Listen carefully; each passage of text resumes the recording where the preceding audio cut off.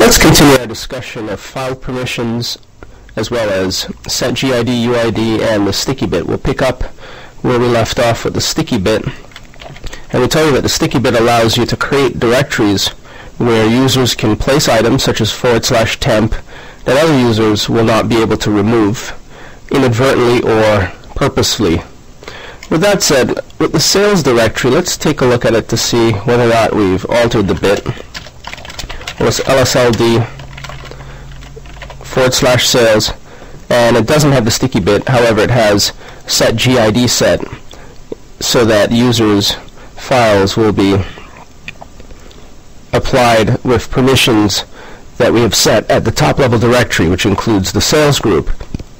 To set this directory as sticky, we'll change mod 3777, which will permit all users' rights to write to the directory. So task is to set /sales using sticky bit and test. So step 1 will be to, of course, change mod 3777. Now just a quick note about the prefix 3. Generally, when we apply permissions to files and directories, we omit the first bit. So usually that means a 0 is here or understood or implied. But in the case of set UID, GID, as well as sticky bit, we turn on the leading bit. So 3777 enables the leading bit such that it's sticky. /sales, and we'll follow that up by LSLDing /sales to be ensure that is that the sticky bit has been set. Let's give this a try. Now the sticky bit is set, which means users who write files and or directories to the sales directory will not have them removed by other users. So with that said, we should test it as two non-privileged users, Linux CVT and student 1.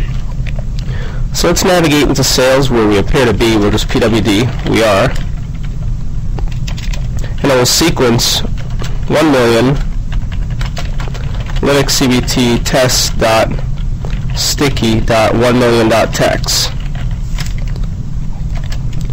This will complete quickly, and then we'll lsltr to examine the contents where you see the file's been created with similar permissions to the previously created file. However, because the group bit, that's LSLD sales, because the group or set GID bit is set, the permissions are still applied as such. So if you want to effect this change to drop set GID, you need to turn the permission off. So first we'll change mod 777 /sales, then LSLD /sales. It's now set to the appropriate permissions. Then we'll 377 the directory and re-examine the contents of sales. So in other words, sticky and group ID bits don't work well together. And let's LSLD. Now it's set. Again, let's set GID. So let's apply this to the marketing directory, which is a clean directory. Let's see if it's created at the root of the file system. And it isn't. So we'll make directory marketing followed by change mod 3777 marketing followed by an LSLD marketing. And we'll examine the contents one more time.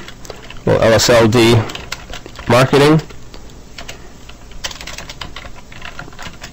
And there we see the bit is set exactly how we want to.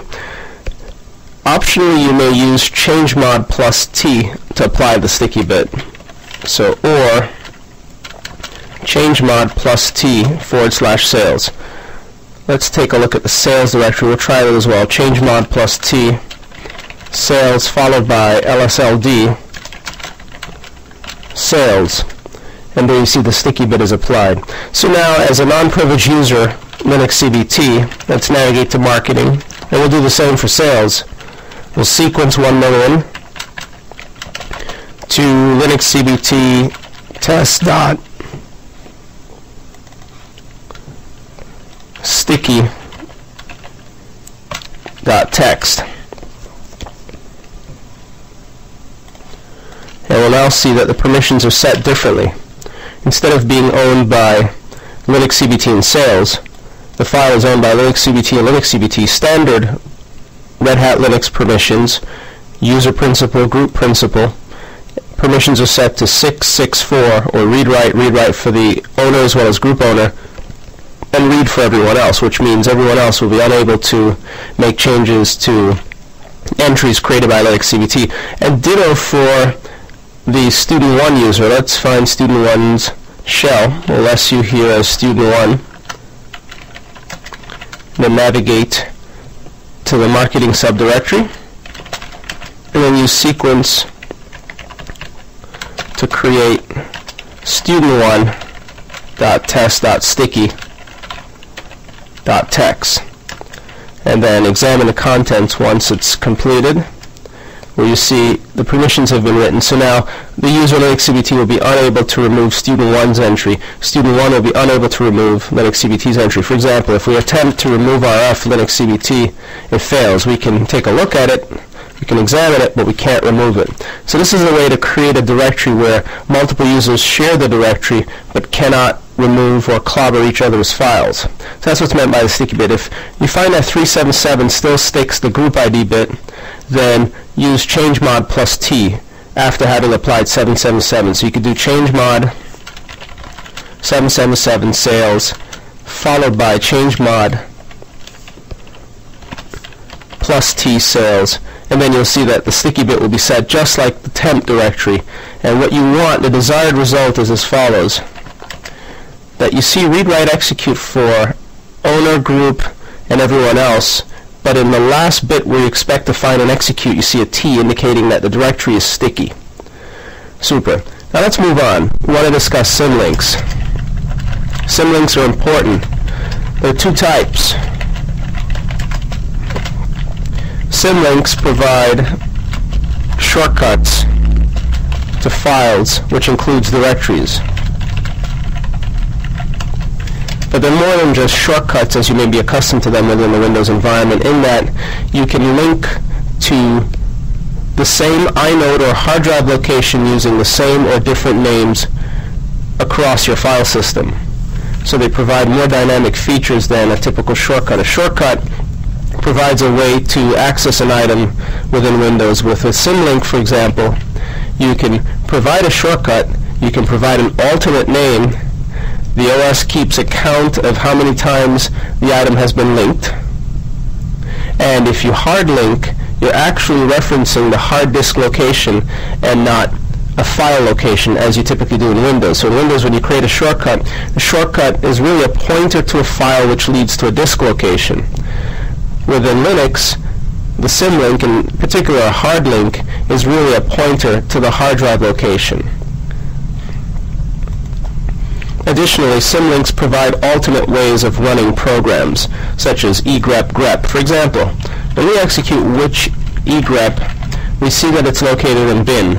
But when we actually examine the contents of bin egrep, we see that it isn't a standalone file. It is a symbolic link to grep. It's an alternate way of calling grep. Whenever grep is called as egrep, it knows to turn on its regular expressions engine. So this is yet another feature application of symbolic links.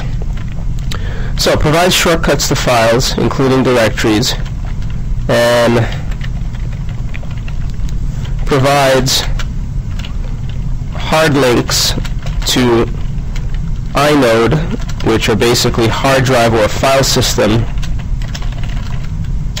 locations. So let's begin by discussing soft links. To create a soft link, which is analogous to a shortcut in the Windows environment, the usage is as follows: ln followed by -s, lowercase s, to indicate that it's a soft link, followed by the source file or directory. And whenever we list file, we tend to also mean directory, so keep that in mind. Within a Linux environment, a file represents multiple types, including a standalone file, a directory, which is a container for multiple files, and other types of files such as block, character, hard drive, so on and so forth. So source file followed by target. This is the syntax that's used. So in the case of grep egrep, the symbolic link is created as grep being the source and egrep being the target. And we can link to pretty much anything we have access to in our system. So let's navigate to a simple shell for Linux CBT into Linux CBT's home directory and begin this process. To make things simple, we'll navigate into test.rh5, which is a cleaner directory, and create a symlink. Supposing we wanted to symlink to our recently created Perl script, regextest.pl, but we'd like to call it something else. So we'll go ahead and ln-s, since it's in the current directory, we could indicate ./regextest.pl, and then we may call it something entirely different, such as lastscript.pl. Totally different name, symlink. Let's go ahead and try to apply this from the test.rh5 directory and examine the results. An echo of the exit status returns cleanly, and when we LSLTR, we'll see that lastscript.pl indeed points to ./regextest.pl. So we can now invoke regextest.pl as lastscript.pl by executing it as follows: ./lastscript.pl, which expects a match, of course, in order to perform its magic. So here's an optional way of calling regextest.pl. Now there's a quick note regarding soft links. Soft links may span multiple file systems / hard drives, whereas hard links, that is, may not span multiple hard drives or file systems. And that has to do with the linking to the inodes, which may be duplicated across file systems. Soft links can span file systems. Now, so far we've created a simple soft link within the same file system.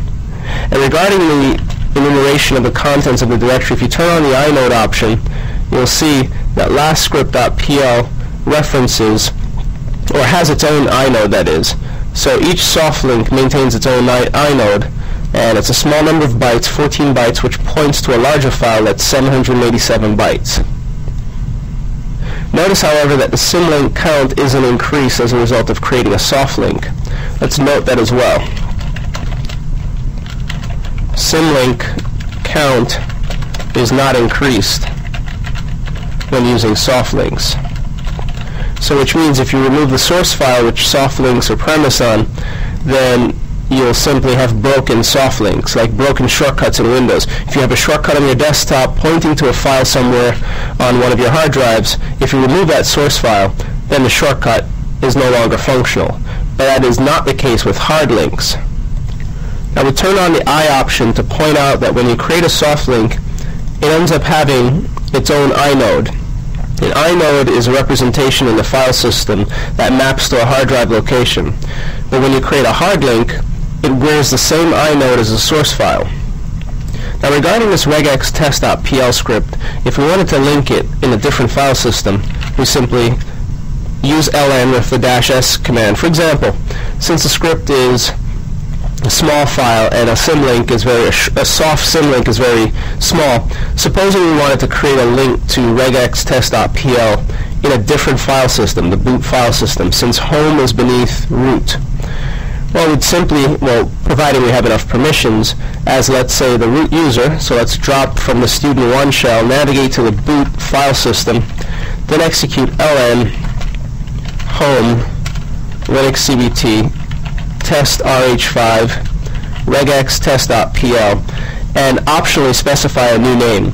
If we're happy with the name, then we just indicate a dot to indicate that it's to be linked to the current directory. So let's just copy this command before we execute it and place it in our notes along with a brief description describing what it does. So to, let's indicate this will symlink, soft link of course, to the boot file system, proving that you can symlink or soft link across file systems. We'll echo the exit status and it's clean. Let's LSLTR, and there you see a link to regextest.pl. If you don't indicate a new name, it simply inherits the name of the source file, which means from this file system, the boot file system, we can execute regextest.pl, and it'll run just like anything else. We'll give it a string, and it performs whatever it's supposed to perform, the pattern matching. So you can symlink across file systems. Remember, /boot is a 100 megabyte file system independent of where home's located, which is within the root file system, which is 35 gigabytes. So symlinking, straightforward. If you want a symlink as a different name, that's straightforward as well. Just change it to a different name, such as test regex test.pl. And now when we take a look, we'll see two links. Both are here. And if you look at the source file, which is beneath home, and we can use tilde to explain Linux CBT's home, test rh5, regex test.pl, notice the symlink count, or the hardlink count, is still at 1, indicating that only the file beneath home Linux CBT test rh5 is linked to the inode. There are no additional hard links, which means you can remove the source file, and what ends up happening is you'll end up with broken symlinks. Ditto if you rename the file. So if for some reason you need to rename the source file, you will break your symlinks. Let's take a look at that. Back to Linux CBT's home directory. Let's move regextest.pl to regextest.pl.old. We'll just tack on a new suffix, then lsltr. Notice that this symlink is broken, and if you attempt to run it, it will fail. It doesn't even allow you to run it because it's no longer valid. And from the boot file system, if we lsltr, both will be broken, and it turns up in big red. So let's just note that as well. With soft links, if you change the name or location of the source file, you will break all of the symlinks, or soft symlinks. Keep that in mind. Very important. Now with that said, let's discuss hard links. Main feature of hard links, the ability to reference the same inode/hard drive location from multiple places within the same file system. In other words, hard links cannot be made across file systems, but provides a means to publish an item throughout your file system using perhaps the same or different names. Let's fix the problem that we created here from Linux CBT's window by moving regex, that is, test.pl.old to regex test.pl. And when we lsltr, you'll see that the symlink is no longer broken, and we can now execute it with whatever values, and it works. And ditto for boot. Boot has been restored. If we lsltr, it's no longer red. So whenever you see red colorize in your known terminal window, it means that there are broken symlinks. Now we can hard link to the file that we've soft linked. There's no rule or facility or anything preventing us from doing so. Again, it provides the ability to reference the same inode, which means if you remove one instance, you don't trouble the others. So it's more flexible than soft links in that regard. So to create a soft link, or a hard link, that is, instead of a soft link, just don't use the -s option. So ln source target. For example, ln regex test.pl to a new name, let's call it test hard regex test.pl. This creates a hard link. Let's give this a try.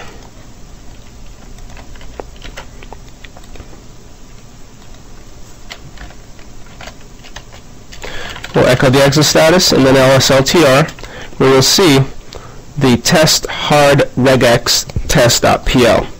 Also notice that the counter for the links to the source file has increased, or to the inodes, that is, represented by regex test.pl, has increased from 1 to 2. And for each hard link you make to a given inode, it causes an increment, or it increments the hard link counter, or increments the link counter or hard link counter by 1. So now we've referenced it as test hard regex test.pl. What this also means is if we remove regex test.pl, has no impact on test hard regex test.pl. Let's try that out. It will, however, break the soft link. So let's copy and remove RF, this file, and then lsltr, you'll see the soft link is broken, and ditto for the boot file system. The soft links there will be broken. However, the file that we created some videos ago still remains. If we execute test hard regex test.pl followed by its desired input, you'll see it works because it references the same inode. You can confirm it by lsltring with the I option and just confirming the inode that you see, and it's set here to 1,507,436.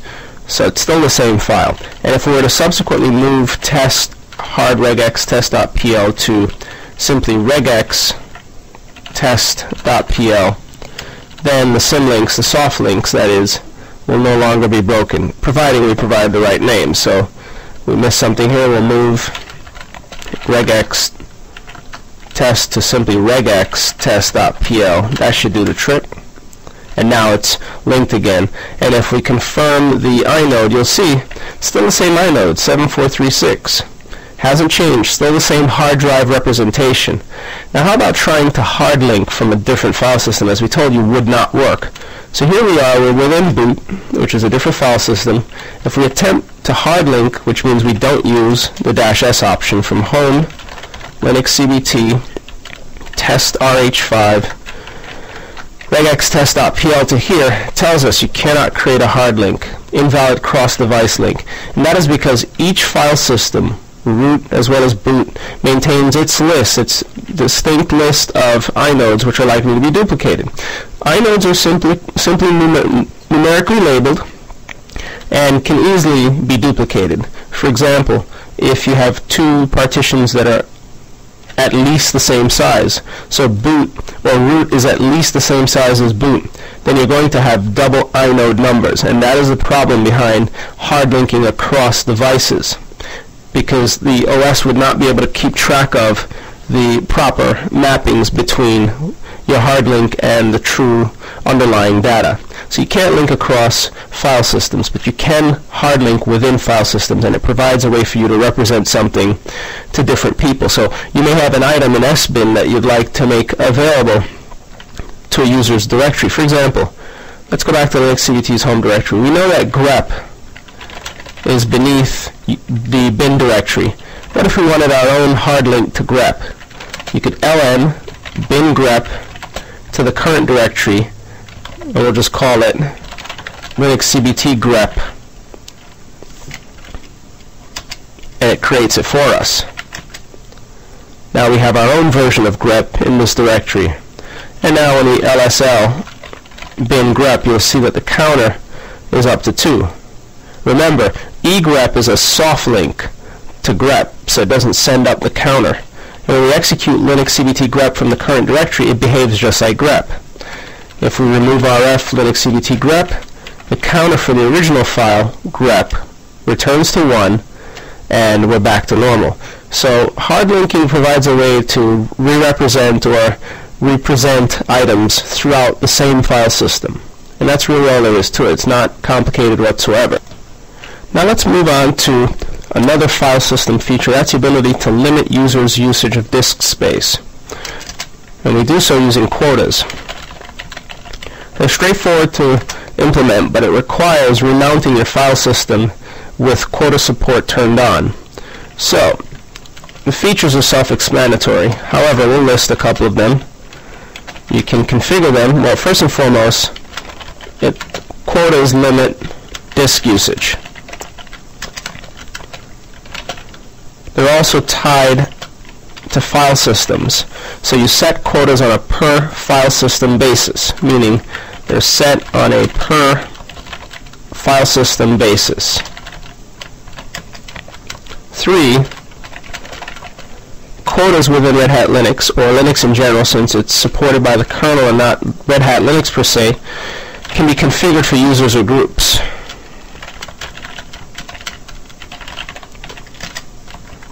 So you can set quotas up for users and or groups when you define your quotas after you've provided support for your file system.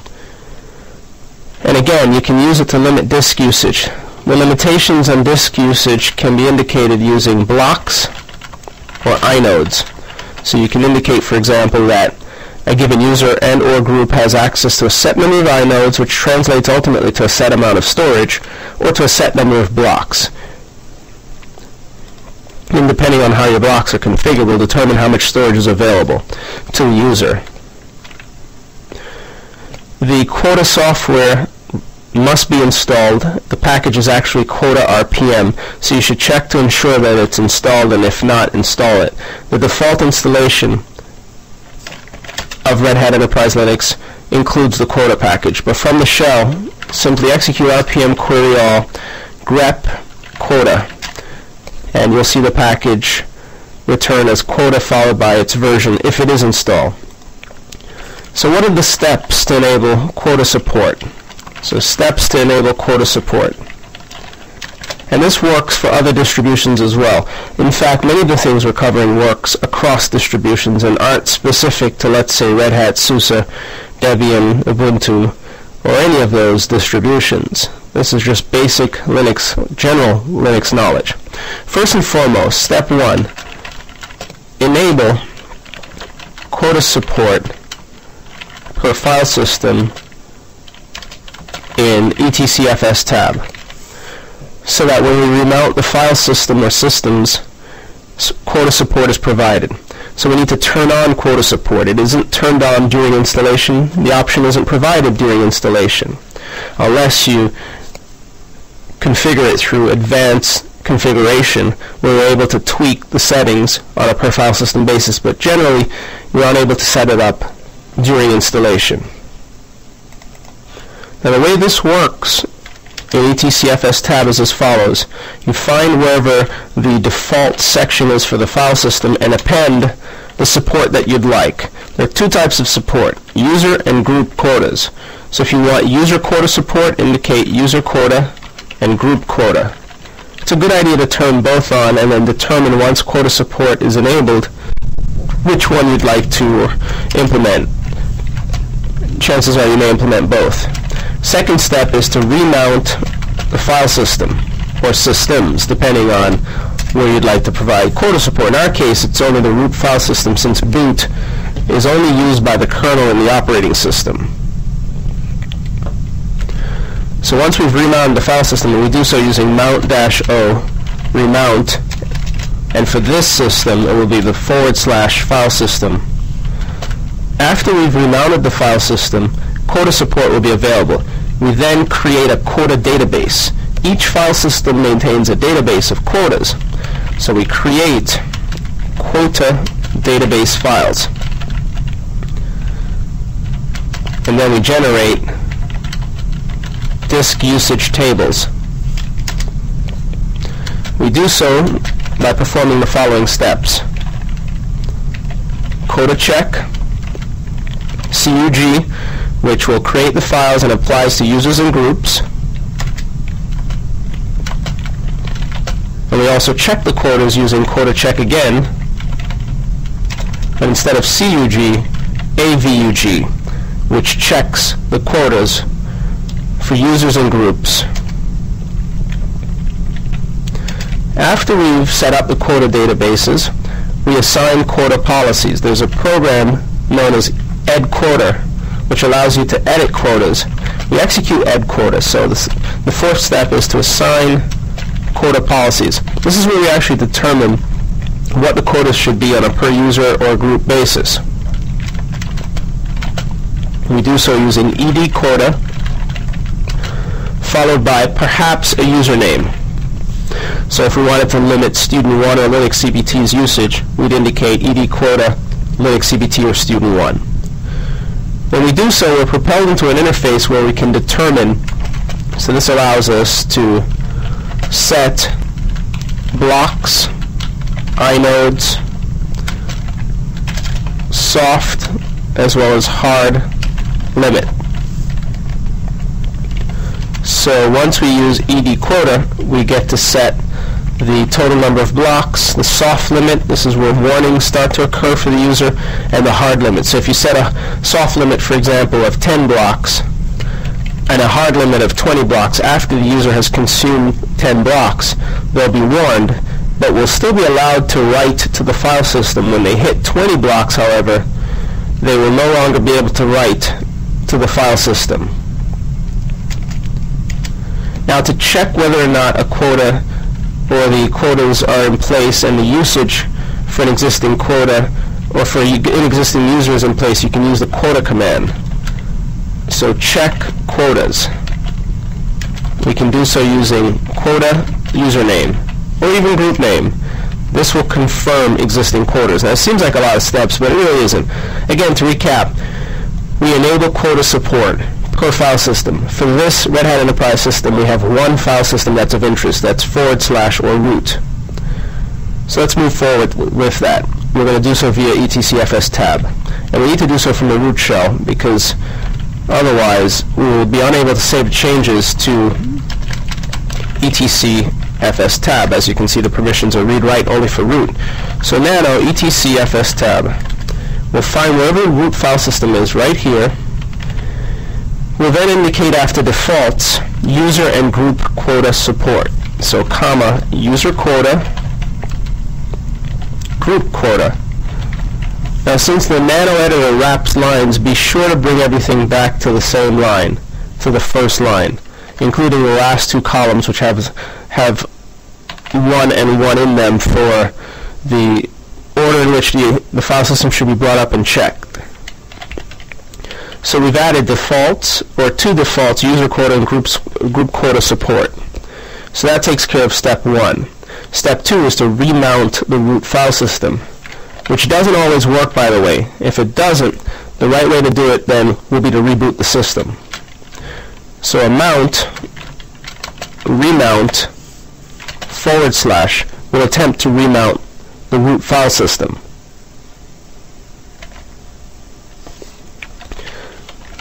It's remounted. So far so good.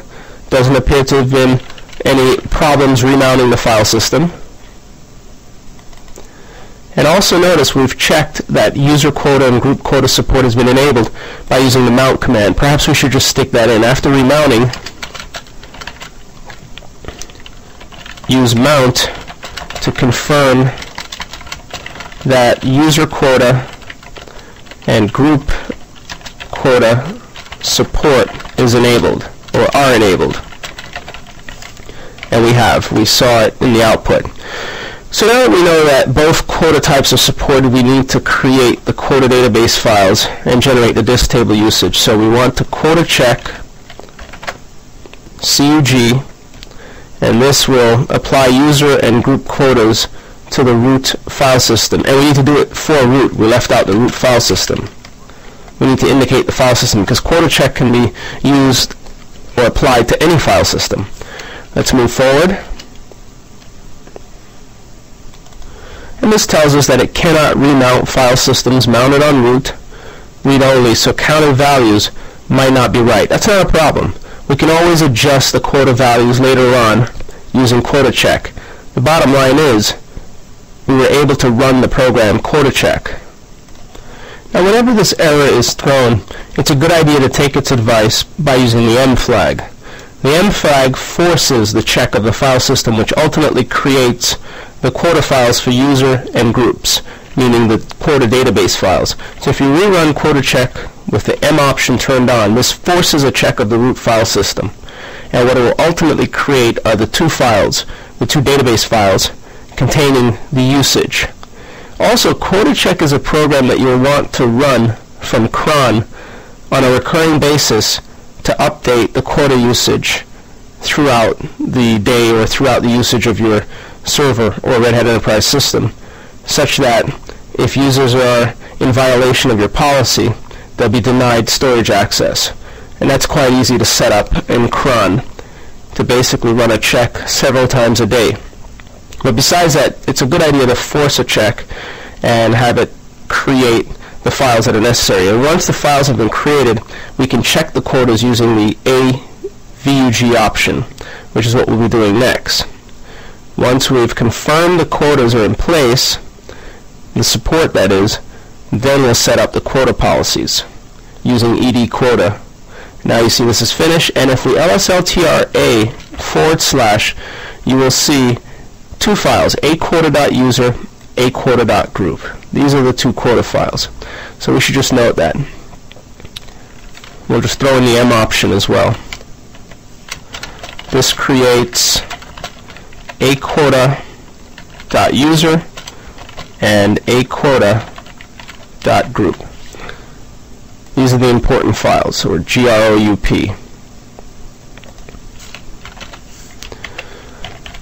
Now let's move forward with confirming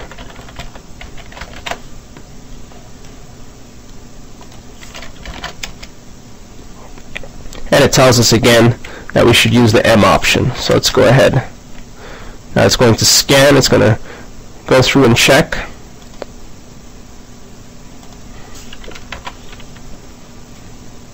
This will check quotas throughout the file system. And once we've checked the quotas, this is just standard fare when setting up quotas, we'll then assign quotas on a per user basis. Currently we have no quotas in place, but this will scan through every directory and every file on the file system to determine utilization. It's a way of tallying up usage. In other words, there are files that are owned by root, Linux CDT, Student1, and other users, bin, other system users. QuotaCheck is going to create that table of information in the quota database files.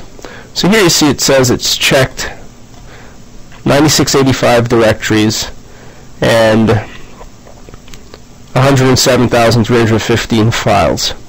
We're now ready to assign quotas using ed quota. So let's move on to that next step. We want to set quotas, let's say for user Student1.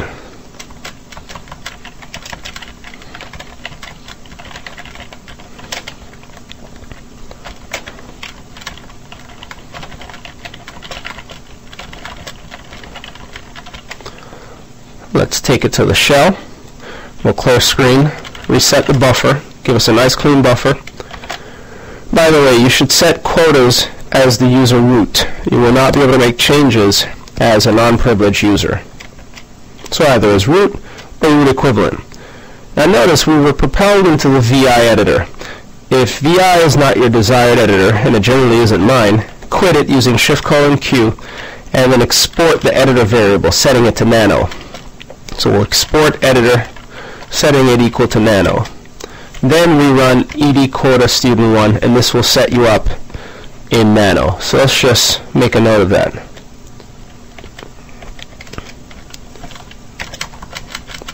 Export editor equal nano to have ed quota default to nano editor, which is an easier editor to work with. So with that said, here's a layout of the important fields. We can stretch this out to try to get it to fit, and you'll see what we can actually set. So in the first column we've got file system, and here you see the disk quota usage for user Student1 for UID 501, the file system that it applies to, the blocks 13,504, soft and hard limits, number of inodes, and so on and so forth. We can stretch this out so you see the remainder of the columns. It terminates with soft and hard for inodes. The soft and hard that you see here applies to blocks. So you can set either soft and hard limits for blocks or soft and hard limits for inodes. Now we should also note that the number that you see here, 13,504, represents the current number of blocks in use by the user Student1. So when setting your soft and hard limits, they need to be at least what you currently see for blocks that are in use. So the blocks column represents the current usage. So set it higher than what you currently see, unless of course you want the user to clean up some of the existing space, which you probably wouldn't want to do, as it would cause the user to be unable to write items until they clean up. And same for the soft, or for the inodes. The 8 that you see here represents the number of inodes that are in use by the user. And you can confirm it, of course, by consulting the user's home directory. And if we were to SU in, for example, let's open a new shell, and we'll SU in as student1.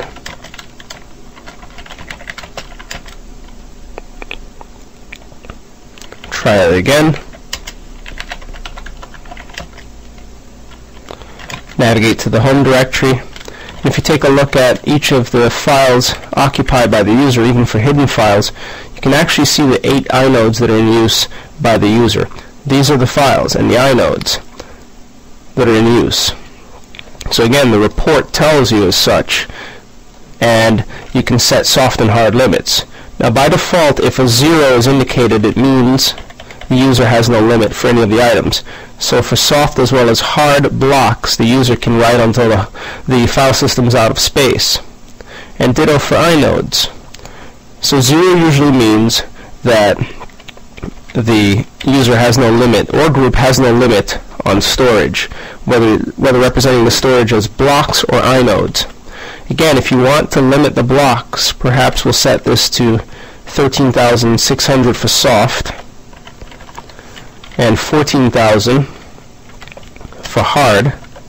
Then do so, and ensure that you bring the other items up to the same line, so it's all on one line, as Nano tends to wrap the items. So now, in the case of this user student1, once we've applied the limits, if the user attempts to create a file that exceeds 14,000 hard blocks, it'll fail.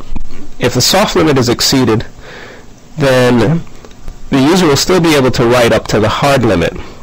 But there is also a way, using ed quota, to modify the amount of time that the quota system will allow the user to exceed the soft limit for either inodes or blocks. Using ed quota-t, you can indicate a time frame that the user has to clean up and get below or fall below the soft limit for blocks or inodes. But set one or the other, not both, either blocks or inode usage. When finished, Control-X to save the changes. This commits the changes to the new file, or to the temporary file, that is, which then subsequently commits the changes to the database file on a per file system basis. Again, the files are located in the root of the file system as quota group and quota user, with quota user recently being updated. But these are binary files. ed quota prevents us with a text-based interface and then writes the binary equivalents to the appropriate files, quota user or a quota.group, respectively, depending on the quota that you've manipulated. You may also confirm the quotas that are in use by a given user by using quota, the quota command followed by username. So for example, quota student1 returns the usage information for that user. Go ahead and execute that from the shell, and it tells you everything that we saw with ed quota, including our changes. So here we see the soft limit is 13,600, hard 14,000. So now as student1, let's attempt to write a big file in our home directory. We'll clear screen, reset the buffer, and then use sequence to write a file that contains 10 million entries, calling it 10 million.txt to see if this will exceed the quota. It may not. We'll see momentarily. And so we'll continue to write the file. And again, you can update your quota information using quota check to scan the file system using AVUG, which checks for all users in all groups. And that is a process that you should place into cron to run multiple times per day. So note, place quota check AVUG in etc cron dot star, such as hourly, daily, etc., whatever fits your schedule, to ensure that quota information is updated frequently. Now we're able to write the file, 10 million.txt, which is 109 megabytes. Let's rerun quota check for the user to see what's currently in use. It's still 13504, which means the stats have not been updated. So let's execute quota check, AVUG.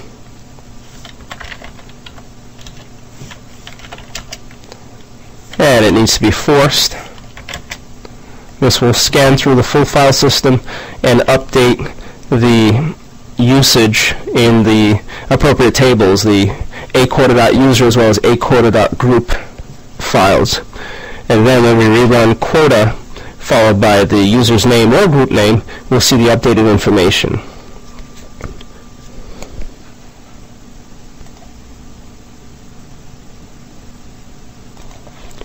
And the process is complete, so let's rerun quota on the user student 1. And now we see that the user is using more blocks with the asterisk indicating that the user has exceeded the quota. In this case, it's now at 124,748 blocks by virtue of creating that 109 megabyte file. The blocks are measured in 1K increments, which is why we're now using so many blocks. And the asterisk indicates that we're over the quota. And if we attempt to continue to write data, let's write a new file. We'll call this 10,002.txt. We've exceeded, of course, the soft limit. And now it's writing that new file to the disk. And the limits have not been enforced, but we are over. We've exceeded the limit, certainly. And now the second file has been created. LSLTR will show us those two files, and an updated quota check will return that we're using more of the storage. We may also report on the quota using rep quota -A. This reports the usage per user and tells what's currently in use. So for example, we see a plus for the user student 1 indicating that we've exceeded the soft as well as hard block limits, and there's a grace period of 6 days, after which point the OS will not allow us to write any more information beyond our soft limit. Again, this can be updated using edquota-t. This will allow us to change the grace period for blocks as well as inodes,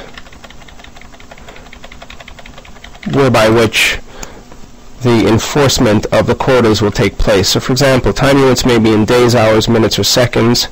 So we can say, for example, 1 hour, 3 hours, 6 hours, or days, minutes, you name it, to determine how we'd like to enforce. But as it stands, many days can go by before any sort of enforcement, giving users time to clean up. But again, the rep quota utility is a great way to report on usage. So report on usage. Again, you're going to use this as your information gathering tool, rep quota that is, to be able to determine who's using the storage on your system. So this reports on usage in a nice tabular form, which you can then take and use to inform your users that they're over their limits. So for everyone else, there are no limits except for student 1. You can set it on a group basis if you'd like. Just use the edquota-g command for a group. So for example, edquota-g, and let's modify sales, for example, sets up an interface with sales. This tells us sales is currently using 20,224 blocks, and we know that sales has written primarily to the /sales subdirectory. LSLTR, human readable, tells us that it's using sales that is roughly 20 megabytes, and when you convert that out to 20,224 1K blocks, then that's about 20 megabytes. And we should just note that as well, just in case you need to know. The blocks are measured in 1K increments, i.e. 20 blocks, or 20,000 blocks, is roughly 20 MB or 20 megabytes. So that gives you a sense for how to limit using blocks of cores. So in this case, sales is using about 20 megabytes, which seems to add up to what we see in the sales subdirectory, which we could limit by placing hard and soft limits and adjusting the time with which the enforcement goes into place. So that's a little bit about using quotas. Again, to recap, there are multiple steps to get quotas up and running.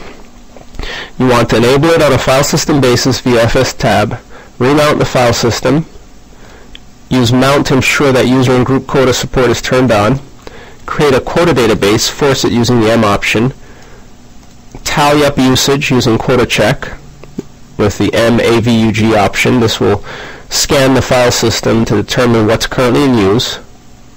Assign quotas for users or groups. You can optionally edit using your nano editor by exporting the editor variable.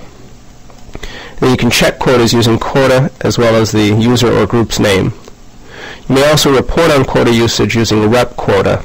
And to keep your quota information up to date, place quota check AVUG, and if you need the M option, stick it in there, into one of the cron files to cause it to run once daily, hourly, monthly, weekly, so on. And again, roughly 1K blocks are used, or 1K blocks are used, and roughly 20,000 blocks would be equivalent to 20 megabytes, 10,000 blocks equal to 10 megabytes, so on and so forth. So if you want to limit a user to a gigabyte, then it would make sense that 1,000,000 blocks would do the trick. So that's a little bit about quotas. Let's move on.